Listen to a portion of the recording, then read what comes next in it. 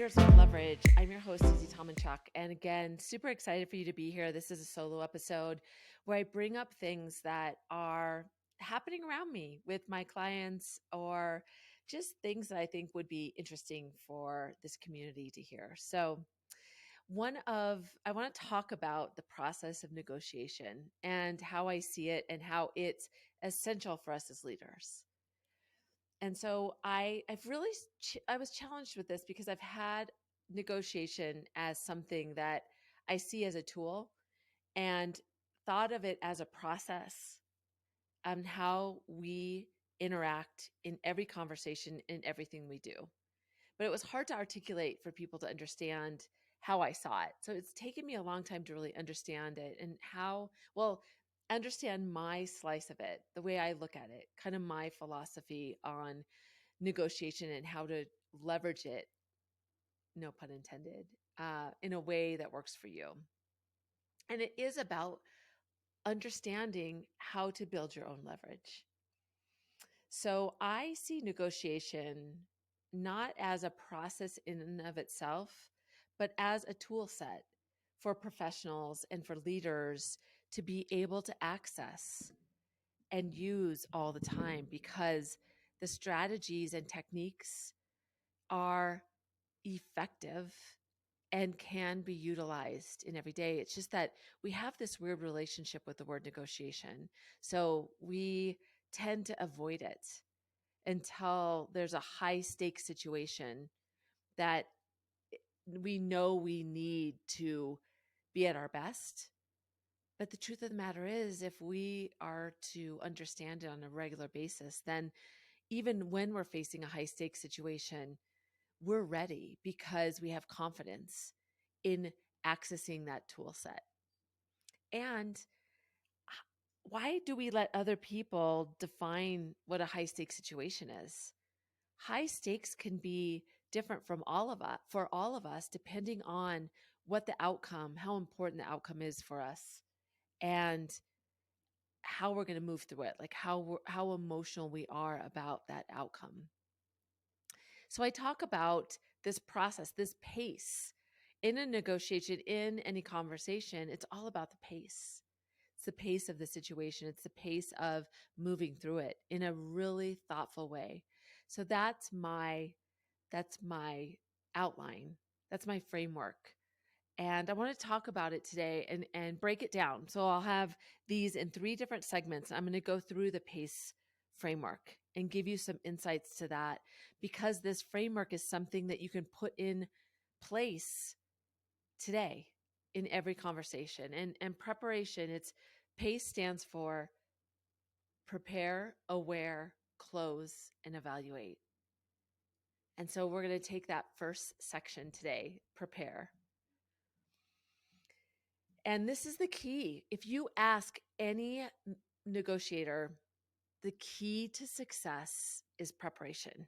In fact, there is a lot of research that shows that the party that prepares the most statistically has the better outcome. I even have a friend who's a lawyer who says that's the first thing she tests when she's going up against somebody in an actual negotiation, a contract negotiation, is quizzing them to see how prepared they are. And she takes advantage of them if they've not done the work. So preparation is something that those negotiators know it's important. And so I want to talk about that because preparing for a difficult conversation with somebody that works for us, or preparing for a one-on-one, preparing for a conversation with your boss, preparing for a conversation with your peer, even preparing for a conversation with your teenage kid or your spouse, your partner. When we're more intentional about why we're going into that conversation, what we want to get out of it, what is the best end in mind, then we're able to maneuver through that conversation better. And it also helps the other person, because when you're preparing both sides. You're helping the other person understand what the benefits are to them to have the conversation with you. So let's talk about the best practices of preparing. So if you were getting ready for a really intense, high stakes, like I said, high stakes can be you are just really not looking forward to the conversation because it's going to be very emotional to you and very difficult for you to give some really tough feedback and you're not sure how to do it. So taking more time to prepare would be to your advantage. And prepare can be a few minutes, even before you jump on that Zoom or as you're driving to meet with them, just to think about, all right, what is the end I want to talk about? Where do I want to take the conversation? And what's the best way to frame the conversation so that other person understands the flow, the goal, and the points that we have to get to? So, the first bullet I'll say in prepare that you want to think about is brainstorming all of the pieces of leverage. If you've ever heard me talk about leverage, that is really the core to understanding negotiation. Negotiation is just about pieces of leverage. And so, if you brainstorm all of the things that are of importance to you, could be timing, could be getting the project that you want. Um, Leverage can be the emotion, positive emotion, the confidence. Negative leverage can be your nervousness, your fear. Timing can be good leverage to you, bad leverage to you, working for you or against you. That's what good and bad means.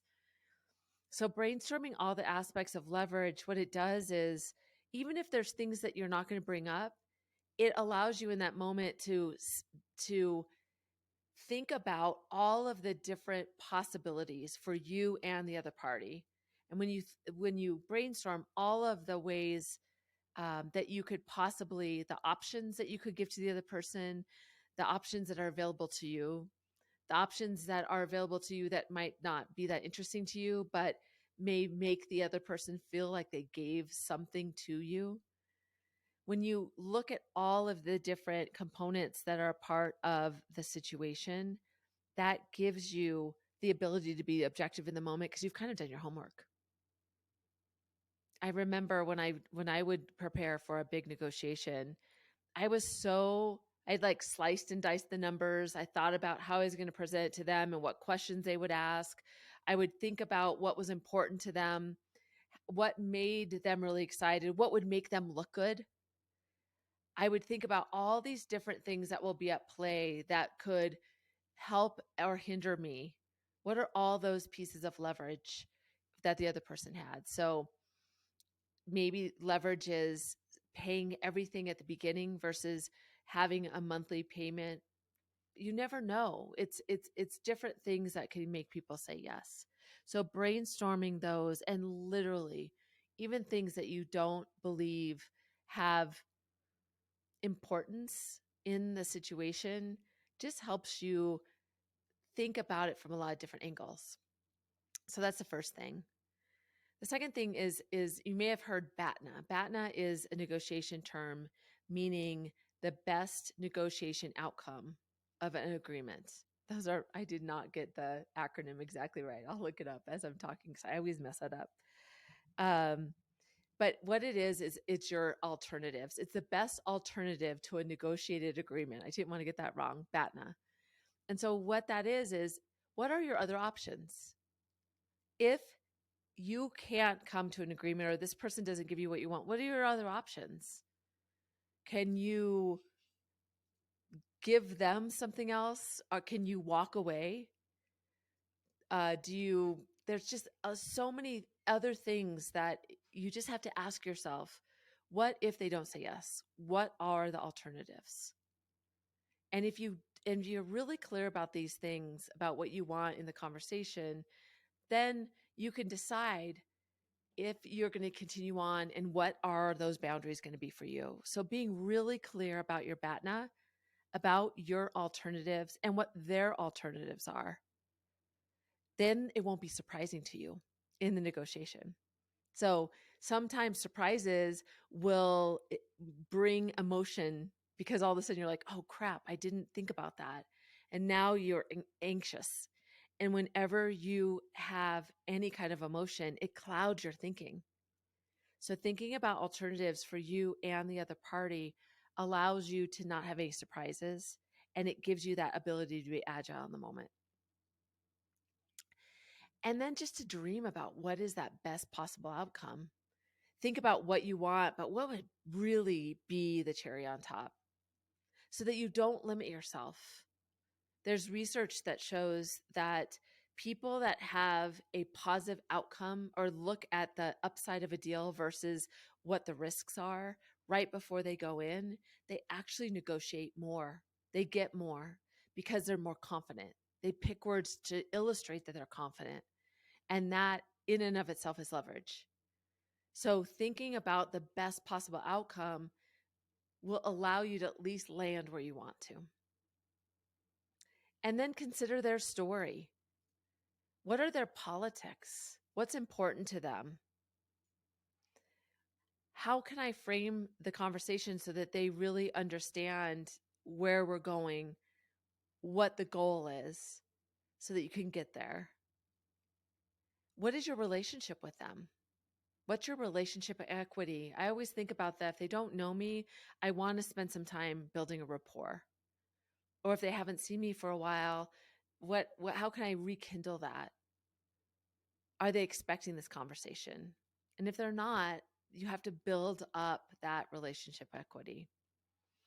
And then anticipating how they may respond. Because if they're not expecting this conversation and they may have something at risk, they may get a little bit frustrated. They might show some anger. And so thinking about how they might be surprised, which actually we as humans don't like to see surprise, and it makes us really retreat. So thinking about what if they're really surprised, how am I going to react? See, when you prepare for all these things, then they're not a surprise in the moment, especially the emotions that might come up for you or the other side. And when you anticipate those, it doesn't mean they're not going to happen. But then you can see them and go, okay, there's that emotion. I was expecting that. I'm not going to run away. I'm going to continue on. I'm just going to have to live with that emotion. And I have a plan that I'm going to go through. I'm just going to execute my plan. So I can't emphasize how the importance of preparation. It is essentially the main point. And a lot of times in a negotiation, people avoid it because they're not looking forward to the conversation anyway. And so taking the time will be beneficial to you in the end. So when you think about preparation, the main things are, what are the leverage is on your side, positive and negative, what will work for you, what will work against you, as well as the other side, and really brainstorm around that. What's your BATNA? What are your alternatives to not having an agreement? What are those things on the outside that you can turn to? What would you do? Just having those raises your confidence. And what's their alternatives? What could they do, just so you know that? What are the lever points that they have that they could use in their benefit?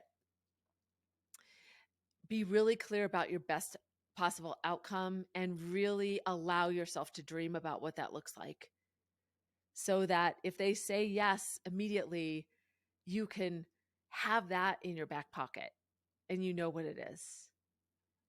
And then consider their story.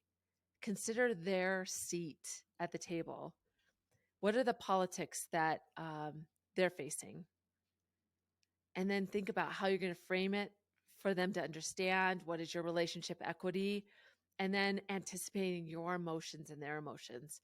What are possible? And if they don't have any of those negative emotions, at least you're ready. And you're anticipating if they have something an emotional response, so that it doesn't hijack your ability to continue to move forward.